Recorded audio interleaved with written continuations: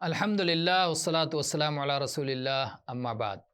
آج ہم جس صحابی کا ذکر خیر کرنے جا رہے ہیں وہ ان 10 میں سے ایک ہیں جن کو اللہ کے نبی صلی اللہ علیہ وسلم نے جیتے جی ان کی زندگی ہی میں جنت کی خوشخبری سنا دی تھی، یعنی عشرہ مبشرہ میں سے ہیں۔ یہ صحابی ہیں سعد بن ابی وقاص رضی اللہ عنہ، جو قبیلہ قریش سے ہیں اور سن 600 عیسوی میں ان کی ولادت ہوئی۔ ابھی 17 سال کے تھے کہ اسلام قبول کیا اور مدینہ طیبہ کی جانب ہجرت کی۔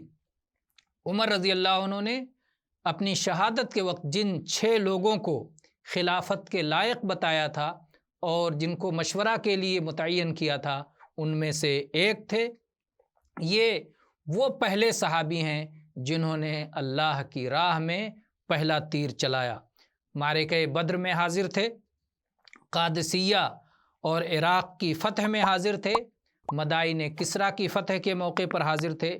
انہیں فارس الاسلام یعنی اسلام کے شہسوار کے لقب سے ملقب کیا جاتا ہے۔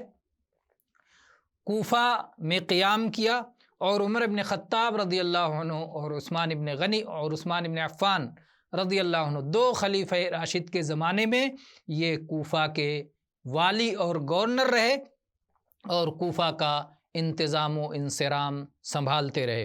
اور اس کے بعد جب انہوں نے کوفہ کا انتظام ترک کیا تو مدینہ منورہ واپس آ گئے اور وہیں اپنی وفات تک مدینہ ہی میں زندگی گزاری۔ سن 55 ہجری مطابق 675 عیسوی میں آپ کی وفات ہوئی اور آپ کو بقیع کے قبرستان میں دفن کیا گیا۔ اور وہ 10 صحابہ کرام رضی اللہ عنہم جنہیں عشرہ مبشرہ کہا جاتا ہے، ان میں سب سے آخر میں وفات پانے والے یہی صحابی ہیں، سعد بن ابی وقاص رضی اللہ عنہ۔ والحمد للہ رب العالمین۔